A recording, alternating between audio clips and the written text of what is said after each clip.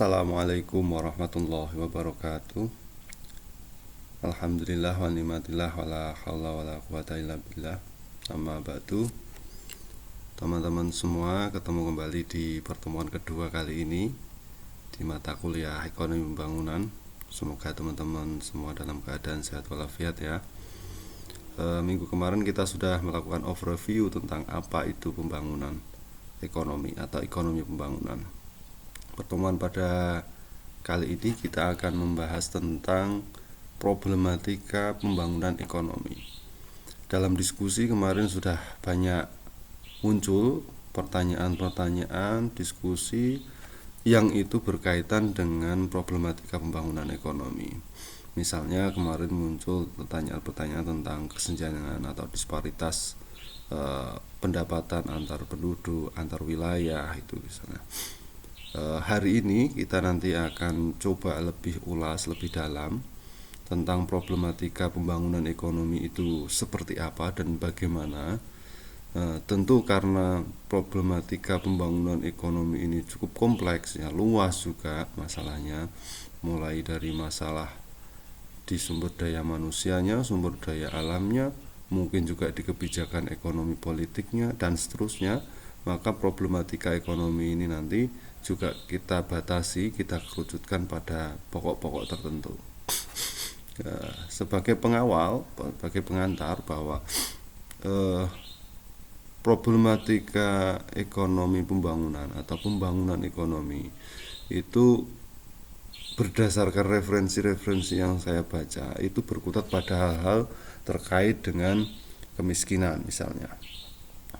Problem kemiskinan ini selalu muncul baik di dalam madhab awal klasik munculnya ilmu ekonomi bangunan ini sampai dengan postmodern sampai dengan saat ini. Problem-problem kemiskinan ini selalu muncul.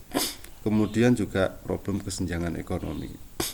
Ini juga kalau kita melihat antara kemiskinan dan kesenjangan ekonomi ini terkait gitu ya. Bahkan kesenjangan ekonomi antar negara, termasuk juga problem pengangguran.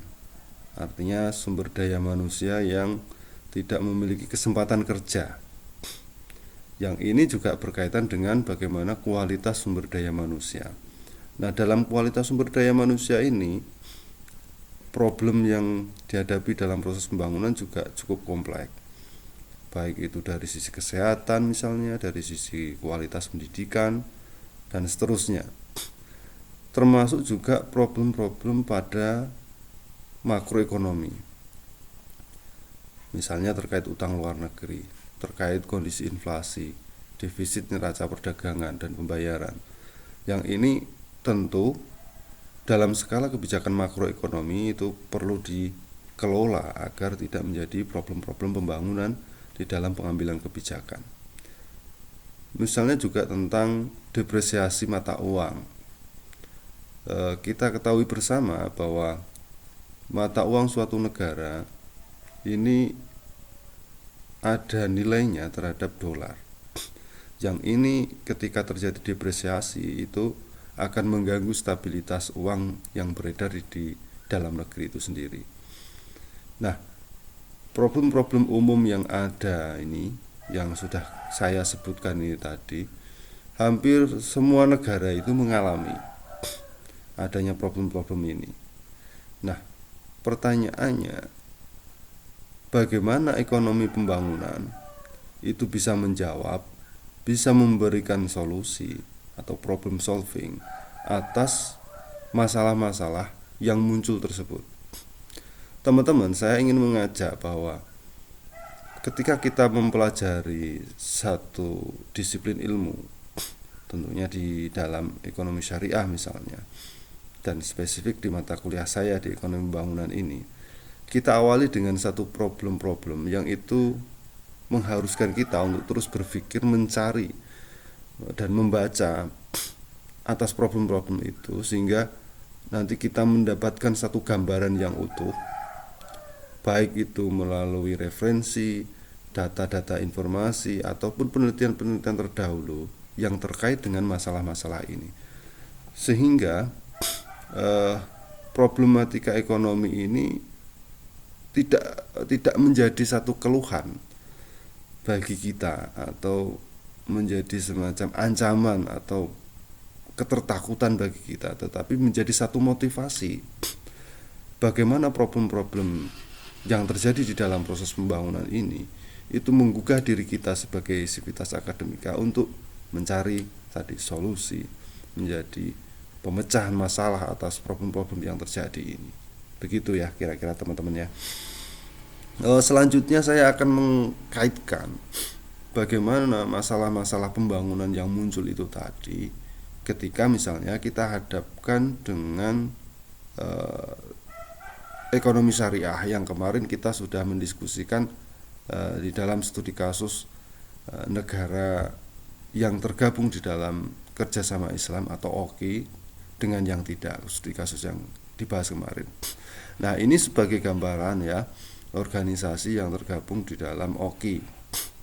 Ya, ada Arab Language, ada Parliamentary Union of the OIC Member States ya di sini ini. Ya, di sini ini ada semacam puzzle yang menterkaitkan sendiri. Nah, Indonesia ada di mana? Indonesia ada di sini ini. Yang itu dia masuk pada Parliamentary Union State, Member Union State. Ya, di sini ini negara-negara yang dia Parliamentary Union. Nah, di sini juga ada Arab Union, Arab Marhab Union. Di sini juga ada Council of Arab Economic Unity, kerjasamanya ya. Ini juga ada Turkey Council. Nah, anggota OKI ini kita potret apakah ada kesamaan atau ada perbedaan di dalam problem-problem pembangunan ekonominya yang mungkin sudah kita sebutkan tadi. Apakah ada kesamaan atau tidak? Yang kedua, apakah problem-problem yang dihadapi negara-negara yang tergabung di dalam OKI ini memiliki kesamaan problem juga dengan negara yang tidak tergabung dalam OKI? Negara-negara yang tergabung dalam OKI ini secara garis besar itu memiliki problematika yang sama kalau menurut saya, hipotesa saya. Nah, teman-teman boleh berbeda pendapat melalui data informasi yang sudah dapatkan begitu. Apakah pertanyaan tadi itu sesuai atau tidak? Sehingga ketika saya memberikan hipotesa atau semacam praduga, masalahnya sama, kurang lebih sama dihadapi. Mulai dari kemiskinan, pengangguran, ada kesenjangan itu tadi, problem-problem makroekonomi tadi. Kalau saya berpendapat sama, tetapi teman-teman boleh berpendapat berbeda dengan saya maksudnya ya. Yang penting teman-teman memiliki reasoning, memiliki dasar atas pendapat itu dari referensi yang teman-teman baca. Nah, selanjutnya sebelum lebih jauh, ada semacam paradoks di dalam perekonomian global ini. Ada data yang mungkin ini cukup mencengangkan bagi saya terutama dan mungkin juga teman-teman, bahwa ada riset yang dilakukan oleh Oxfam International ya. Oxfam International ini saya kira lembaga yang sudah cukup kredibel gitu ya di dalam proses-proses riset, yang mempublikasikan pada tahun 2019 itu terdapat sekitar 2153 miliuner ya. Namun ya, kekayaannya itu melebihi sekitar 4,6 miliar orang dunia. Ya, artinya 2000 orang miliarder lah itu. Itu kekayaannya itu melebihi 4,6 miliar orang. 2153 miliuner orang ya, itu memiliki kekayaan lebih dari 4,6 miliar orang yang ada di dunia ini. Artinya apa? Bahwa populasi dunia saat ini sekitar 7,8 miliar pada tahun